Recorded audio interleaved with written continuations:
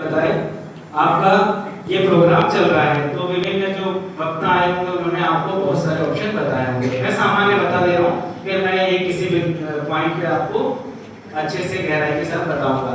अगर जो भी बच्चे अभी आर्ट्स में एडमिशन लिए हैं या एग्रीकल्चर में लिए हैं या मैथ साइंस या बायो साइंस या एग्रीकल्चर या कोई और विषय कॉमर्स है उसमें एडमिशन लिए है या लेके 9वीं वाले 10वीं वाले बच्चे, तो आपके पास पहला तो ऑप्शन होता है कि आप सामान्य ग्रेजुएशन करें। ठीक है, आपने सुना होगा बीए, बीएससी एग्रीकल्चर सुना है, हाँ या नहीं?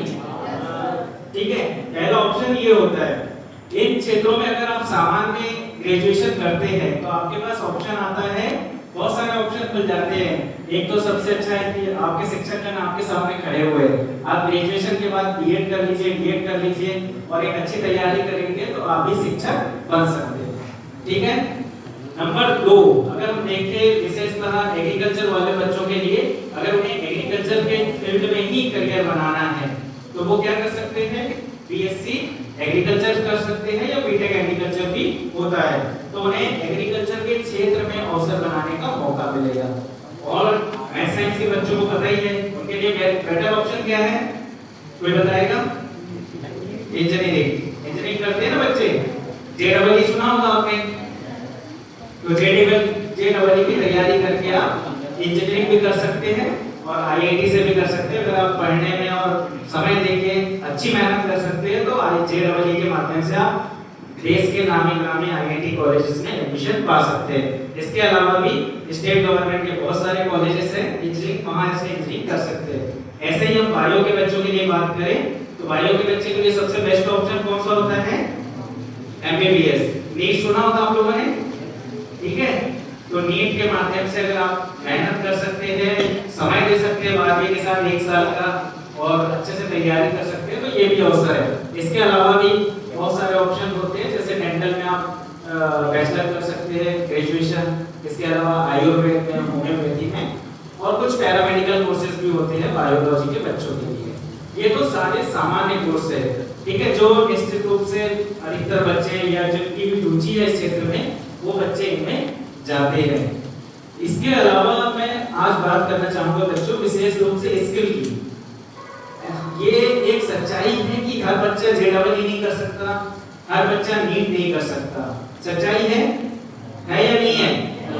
ठीक है, और अभी क्या है, हमारे देश की जो पॉपुलेशन है और हमारे देश में जो बेरोजगारी है, जनसंख्या और बेरोजगारी समान अनुपात में क्या हो रही है, बढ़ रही है। बेरोजगारी भी बढ़ रही है और जनसंख्या भी बढ़ रही है। ऐसा क्यों हो रहा है? क्या हमारे देश में नौकरी के अवसर नहीं है, हाँ या नहीं है? नौकरी के बहुत अवसर है, लेकिन फिर भी बेरोजगारी क्यों बढ़ रही है? लोग ग्रेजुएशन होने के बाद भी, मास्टर्स डिग्री करने के बाद भी क्यों बेरोजगार बैठे हैं? इसका कोई कारण बताएगा? क्योंकि आज जो शिक्षा अभी चल रही है उच्च लेवल पे, उसमें कहीं ना कहीं स्किल की कमी है, प्रैक्टिकल नॉलेज की कमी है। अगर बच्चा 12वीं के बाद अगर ऐसा कोई फील्ड चुने जिसमें उसे अपना स्किल सुधारने का मौका मिले या किसी फील्ड में वो स्किल्ड बने, स्किल का मतलब समझते हो, कुशल आप बने, आपको उस क्षेत्र का ज्ञान हो और प्रैक्टिकल नॉलेज हो। अगर आपके पास स्किल है तो आज आपके पास रोजगार की कोई कमी नहीं है। अगर हम बात करें आईटीआई का नाम आपने सुना है, हाँ या नहीं? आईटीआई एक ऐसा ही अवसर देता है 10वीं और 12वीं के बाद बच्चों को, जहां पर आपको आपकी स्किल डेवलप की जाती है, जिस भी ट्रेड में आप एडमिशन लेते हैं।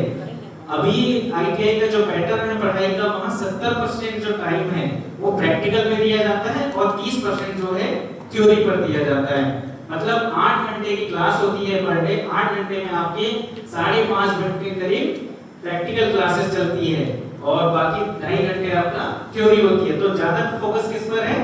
प्रैक्टिकल पर, क्योंकि प्रैक्टिकल से ही आप स्किल सीख सकते हो। थ्योरी से आप सिर्फ समझ सकते हो कॉन्सेप्ट, लेकिन जब तक आप प्रैक्टिकल करके नहीं देखेंगे आप कुछ सीख नहीं पाएंगे। आपको थ्योरी पता होगा कि गाड़ी का इंजन कैसे काम करता है, गाड़ी कैसे खुलती है, ये पता होगा, लेकिन आप जब तक खोल के नहीं देखेंगे उसके इंजन को, आपको कुछ पता चलेगा नहीं चलेगा। तो आईटीआई का पढ़ाई का यही पैटर्न है कि वहां प्रैक्टिकल पे ज्यादा फोकस दिया जाता है और थ्योरी पर कम। जितनी आवश्यक है थ्योरी उतनी ही बताई जाती है। अगर हम इसमें करियर की बात करें तो 3 विकल्प आपको यहाँ भी मिलते हैं। पहला विकल्प मिलता है आपको सरकारी नौकरी का। ऐसे बहुत सारे संस्थान हैं जहाँ से आईटीआई किए हुए बच्चे सरकारी नौकरी में जा सकते हैं। जैसे रेलवे आपने सुना है, रेलवे में लोको पायलट सुना है आपने, एमपीबी सुना है, Madhya Pradesh state electricity board सुना है ना, हाँ या नहीं? वहाँ पर लाइनमैन आप बन सकते हैं, टेक्नीशियन बन सकते हैं। इसके अलावा इसरो का नाम आपने सुना होगा, इसरो में भी टेक्नीशियन की जॉब आती है। Bhabha atomic research centre Mumbai, बार नाम सुना है? नाम सुना होगा, पढ़ा होगा आप लोगों ने, साइंस में आपके 9वीं या 10वीं में होगा। वहाँ भी अवसर है। और इसके अलावा डीआरडीओ का नाम आप सुनते होंगे, वहाँ भी अवसर है। इसी स्कूल से पढ़े हुए बच्चे मेरे क्लासमेट जो थे, उन्होंने 12वीं के बाद आईटीआई की, ठीक है, और आज वो Bhabha atomic research centre Mumbai में कार्यरत है, अच्छी खासी पोस्ट पे, अच्छी खासी सैलरी पर। ऐसे ही कई बच्चे हैं उस समय के जिन्होंने आईटीआई के माध्यम से आज वो भेल का नाम सुना है आपने, भोपाल में है, भारत हेवी इलेक्ट्रिकल्स लिमिटेड, ठीक है, ये भी गवर्नमेंट ऑफ इंडिया की एक कंपनी है। उसमें भी कई बहुत सारे स्टूडेंट उस समय के जो है जिन्होंने आईटीआई की थी वो कार्यरत है। तो भेल है, इसरो है, डीआरडीओ है, रेलवे, आपका एमपीबी, ऐसे बहुत सारे सरकारी सेक्टर हैं जहां पर आपको आईटीआई करने के बाद सरकारी नौकरी की का विकल्प मिल जाता है। लेकिन बशर्ते है कि आप जैसे आईटीआई कंप्लीट करेंगे उसके बाद आपको तैयारी का 1-2 साल का समय उसको देना पड़ेगा, क्योंकि सरकारी नौकरी बिना तैयारी के नहीं मिलेगी, ठीक है। दूसरे विकल्प की अगर हम बात करें तो दूसरा विकल्प है आपका प्राइवेट जॉब। ऐसी कई प्राइवेट कंपनियां हैं, अभी हम लोग देखते हैं हमारे आईटीआई में पर मंथ, प्रति माह एक कैंपस का आयोजन हम लोग करते हैं, जहां जो आईटीआई पढ़े हुए पास आउट बच्चे हैं उनको हम लोग बुलाते हैं और लगभग हर बच्चे का आईटीआई कैंपस उस कैंपस में सिलेक्शन हो जाता है। और उसमें भी सैलरी 20 से 35 हजार रुपए पर मंथ की सैलरी ऑफर की जाती है प्राइवेट सेक्टर के द्वारा। और आज जो इलेक्ट्रॉनिक्स का क्षेत्र है, मोबाइल सभी के पास है, तो इलेक्ट्रॉनिक्स, उसमें जो इलेक्ट्रॉनिक्स डिवाइसेस लगी हुई है ना, उसका प्रोडक्शन या उत्पादन हमारे देश में भी उतना नहीं होता है। हम किस पे निर्भर है? विदेशों पर। लेकिन अभी पिछले 2-3 वर्षों से इलेक्ट्रॉनिक्स की बहुत सारी कंपनियां हमारे देश में आ गई है और उनमें मैन्युफैक्चरिंग उत्पादन शुरू होगा। तो भविष्य में इलेक्ट्रॉनिक्स, ऑटोमोबाइल और आईटी और इसके अलावा एआई, ऐसे बहुत सारे क्षेत्र हैं जहां पर टेक्निकल और स्किल्ड मैन पावर की आवश्यकता होगी। तो दूसरा विकल्प आप लोगों के पास क्या हुआ? प्राइवेट नौकरी। निश्चित रूप से अगर आपका आईटीआई कंप्लीट है तो मैं गारंटी देता हूं कि आपको विदिन आईटीआई कंप्लीट करने के 1-2 महीने के अंदर आपकी जॉब आपको लग जाएगी प्राइवेट कंपनी से, ठीक है। और नंबर 3 है ऐसे बच्चे जो चाहते हैं कि मैं खुद किसी और की नौकरी ना करूं, मैं अपना खुद का बिजनेस करूं, खुद का स्वरोजगार करूं और दूसरों लोगों को भी नौकरी दूं। तो उनके लिए ये बहुत अच्छा विकल्प है कि यहाँ से आप इसमें स्किल सीखिए। मान लीजिए आपने डीजल मैकेनिक एक ट्रेड है, डीजल मैकेनिक से आपने क्या किया? आईटीआई किया, 1 साल का कोर्स। आप आराम से जो गाड़ी का इंजन है, 4 व्हीलर हो 2 व्हीलर हो, उसको पूरा समझ जाएंगे प्रैक्टिकली और उसे खोल के और फिर से बना सकते हैं। तो आपके पास क्या योग्यता आ गई कि आप एक गैरेज खुद से खोल सकते हैं, जहाँ पे आप 2 व्हीलर 4 व्हीलर की सर्विसिंग कर सकते हैं। वहाँ पे कुछ आपके टेक्नीशियन मैकेनिक जो रहते हैं उनको भी आप रख सकते हैं, और तो एक अच्छी इनकम के साथ आप दूसरों को भी रोजगार दे सकते हैं, ठीक है। तो ये तीनों जो ऑप्शन है, जो विकल्प है, वो आपको कौन प्रोवाइड करता है? आईटीआई। स्वरोजगार भी आपको मिलने के चांस है, स्वरोजगार में आपकी रुचि है तो आप स्वरोजगार कीजिए। सरकारी नौकरी में आपको जाना है तो आप सरकारी नौकरी में जाइए, और प्राइवेट क्षेत्र में जाना है तो प्राइवेट क्षेत्र में जाइए। और एक अच्छी बात क्या है आईटीआई में बताऊं, जैसे मान लीजिए आप लोग 12th में जाएंगे, 12th पढ़ने के बाद क्या आप किसी प्राइमरी या मिडिल के टीचर बन सकते हैं सिर्फ 12th पढ़ने के बाद? हाँ या नहीं? नहीं बन सकते। उसके लिए क्या लगेगा? आपको प्राइमरी का टीचर बनना है तो भी आपको डीएड की आवश्यकता होगी। बिना 2 साल के डीएड किए आप प्राइमरी के टीचर नहीं बन सकते। लेकिन आईटीआई में एक अच्छा अवसर रहता है कि जो बच्चा आईटीआई किया है और जो आईटीआई में जो सरकारी टीचर्स पढ़ाते हैं उन्हें ट्रेनिंग ऑफिसर्स कहते हैं, तो वहां पर अगर आपने आईटीआई कर लिया है तो आप ट्रेनिंग ऑफिसर के लिए क्या योग्य हो जाते हैं। अगर उसकी भर्ती आती है तो आप फॉर्म भर सकते हैं और आपकी तैयारी अच्छी है तो आप तुरंत आईटीआई के बाद ट्रेनिंग ऑफिसर भी बन सकते हैं आईटीआई में, वहाँ के टीचर भी बन सकते हैं। ऐसा मतलब ऑप्शन कहीं और नहीं मिलता है, सिर्फ आईटीआई में ये अवेलेबल है। ठीक है, समझ आया आप लोगों को आईटीआई के बारे में? करियर विकल्प तीनों, स्वरोजगार, सरकारी नौकरी और प्राइवेट जॉब। ठीक है, हाँ, अब अगर हम बात करें इसमें ट्रेड की, ठीक है, तो कौन कौन से ट्रेड है किसी को पता है आईटीआई में? आईटीआई में कुछ मुख्यतः कुछ ट्रेड है, जैसे हमारी आईटीआई आदिवासी महिला आईटीआई है, वहाँ छात्र छात्रा दोनों का एडमिशन होता है और सभी कैटेगरी के बच्चों का एडमिशन होता है। ठीक है, तो वहाँ जैसे अगर बच्चियों के लिए हम बात करें तो आप लोगों के लिए कोबा, ऐसा नहीं कि छात्र छात्री भी एडमिशन ले सकते हैं, COPA computer operator and programming assistant 1 वर्ष का पाठ्यक्रम है, उसमें आप एडमिशन लेंगे और 1 साल आप करते हैं तो आपको कंप्यूटर का एक बहुत अच्छा ज्ञान और कंप्यूटर संचालक का आपको सर्टिफिकेट मिल जाता है। उसके बाद आपके पास 3 अवसर आते हैं जो मैंने पहले बता चुका हूँ। ठीक है, इसके अलावा आपका डीजल मैकेनिक पे मैंने चर्चा किया कि आप कभी अगर वहाँ विजिट करने आए, ये शायद 12वीं या 11वीं से करते हैं जो आईटीआई विजिट कराते हैं, वो भी सही है। तो आप लोग में कुछ बच्चे गए हैं आईटीआई पे? तो आपने देखे हैं वहाँ की लैब्स? सामने की आप आईटीआई है, अपनी मेन आईटीआई, हमारी जो है प्राइमरी आईटीआई। ठीक है, तो वहाँ आपने देखा होगा वहाँ प्रैक्टिकल आपके सारे चाहे लेक्चर हो या दूसरे इक्विपमेंट और टूल्स हो, वो सब कुछ वहाँ अवेलेबल रहते हैं ताकि आपको जो प्रैक्टिकल का ज्ञान हो वो अच्छे से हो सके।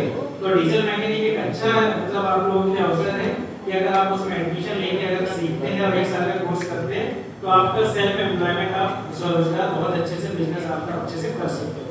इसके अलावा इलेक्ट्रीशियन है, फिटर है और आपका एक स्टेनो सुना है आपने? किसी ने सुना है स्टेनो? नहीं। कलेक्टर साहब की स्टेनो सुना है? नहीं सुना। कभी जाएंगे कलेक्टर तो देखिएगा, पूछिएगा कलेक्टर साहब की स्टेनो कौन है। ठीक है, तो स्टेनो ये भी 1 वर्ष का पाठ्यक्रम है, इसमें आप एडमिशन लेके अगर आप कंप्लीट करते हैं तो आपके पास इस क्षेत्र में सरकारी नौकरी बहुत आसानी से मिल जाती है, क्योंकि जो जितनी भी गवर्नमेंट जॉब है, चाहे राज्य सरकार की बात करें या केंद्र सरकार की, बहुत सारे स्टेनो की वैकेंसीज आती है और उसके लिए 12वीं और आपका आईटीआई में स्टेनो होना आवश्यक है। तो आप किसी उच्च अधिकारी के स्टेनो भी बन सकते हैं। इसके अलावा एक स्विंग टेक्नोलॉजी होती है जो फैशन डिजाइन से रिलेटेड है, अगर किसी का सिलाई कढ़ाई जिनमें अगर रुचि है तो वो स्विंग टेक्नोलॉजी में भी एडमिशन ले सकते हैं। तो मैंने अभी जो आपको मुख्यतः बताया आईटीआई के जो मेन कोर्सेज हैं और उसमें क्या क्या आपका भविष्य का ऑप्शन, क्या करियर विकल्प आपके हो सकते हैं। किसी बच्चों को कुछ डाउट हो या कोई क्वेश्चन करना हो तो बताइए। किसी को कोई सवाल है किसी के मन में या फिर मैं पूछूंगा? आपके काट के सर क्या? हाँ, मैं आईटीआई में प्रिंसिपल हूँ। ठीक है, ड्राइवर मैंने छिपा है प्रिंसिपल हूँ। कोई सवाल हो किसी का?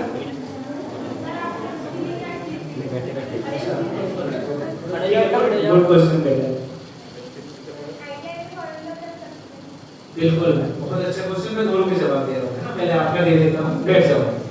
देखिए ये अच्छा हुआ मेरे मुझसे भी स्किप हो गया था ये पॉइंट कि आईटीआई से क्या फॉरेन जॉब लग सकती है। आप आईटीआई करिए 1 साल या 2 साल का कोर्स, इसके बाद एक राज्य सरकार ने वर्ष 2017 से एक भोपाल में एक सेंटर खोला है ग्लोबल स्किल पार्क। आप गूगल में सर्च करेंगे ग्लोबल स्किल पार्क, पूरा नाम उसका है Sant Shiromani Ravidas global skill park. वहाँ 6 महीने और 1 साल के कोर्स होते हैं, लेकिन उस कोर्स में कौन एडमिशन ले सकता है? आईटीआई पढ़े हुए बच्चे इसमें एडमिशन ले सकते हैं। फीस बहुत कम लगती है, वहाँ हॉस्टल फैसिलिटी भी है और वहाँ जो 6 महीने और 8 महीने के कोर्स या साल के कोर्स में आप जो एडमिशन लोगे, वहाँ से जो कैंपस प्लेसमेंट होता है तो वो आपका सिंगापुर, सऊदी अरब और यूएई, बहुत सारे ऐसी जो बाहर की कंट्री है जहां आपको विदेश में जाने का मौका मिलता है और बहुत सारे बच्चे वहां से पढ़ के विदेश में नौकरी कर रहे हैं। ठीक है, तो ग्लोबल स्किल पार्क आपको आईटीआई के बाद 1 साल और देना पड़ेगा भोपाल में पढ़ाई के लिए। वहाँ सारी फैसिलिटी है, बहुत कम फीस में सारा आपका मतलब राज्य सरकारी बैंक करती है खर्चा। और अगर आपने वहाँ अच्छे से पढ़ लिया और वहाँ जो कम फीस आती है फिर आप वहाँ से फॉरेन जा सकते हैं। दूसरी बात मैंने क्या किया, तो मैंने 12वीं की पढ़ाई के बाद इंजीनियरिंग किया था। उस समय इंजीनियरिंग का क्रेज चलता था बहुत, और इंजीनियरिंग के बाद मेरा एमटेक भी है। तो इंजीनियरिंग के बाद ऐसा नहीं कि मैं डायरेक्ट प्रिंसिपल बन गया, बिल्कुल नहीं। इंजीनियरिंग के बाद भी मुझे संघर्ष करना पड़ा है। मैं पहले असिस्टेंट मैनेजर भी रहा हूँ ई गवर्नेंस में, कलेक्टर कार्यालय छिंदवाड़ा में। उसके बाद मैंने 2 साल करीब वहाँ जॉब किया था, और मैं 2016 से ये अक्टूबर 2025 तक 9 साल तक मैंने इंदौर में एज अ असिस्टेंट प्रोग्रामर, आप असिस्टेंट इंजीनियर मान सकते हैं, कंप्यूटर साइंस के फील्ड से हूँ मैं। तो मैंने असिस्टेंट प्रोग्रामर, एमपीपीएससी का नाम सुना है आपने, Madhya Pradesh public service commission, है ना, वहाँ पर मैंने जॉब किया हूँ 9 साल। और फिर मेरा चूंकि मेरी रुचि जो थी वो टेक्निकल में नहीं थी, शुरू से ही नहीं थी। वो गलती से चले गए क्योंकि उस समय हमें कोई गाइडेंस देने वाला नहीं था। हमेशा मेरी रुचि एडमिनिस्ट्रेशन में थी, प्रशासन में थी, कि मैं आके प्रशासन के क्षेत्र में काम करूं। तो इसीलिए मैं तैयारी करता था, और किस्मत से हमें अवसर मिला इस परीक्षा में शामिल होने का। तो मेरा सिलेक्शन अभी इसी साल हुआ है, और मैंने अक्टूबर में ही ज्वाइन किया है आईटीआई एज अ प्रिंसिपल की पोस्ट पे। ठीक है, तो आप लोग भी कर सकते हैं, ऐसा नहीं है। मैंने पहले आपको बताया था इंजीनियरिंग का ऑप्शन है और बहुत सारे ऑप्शन है।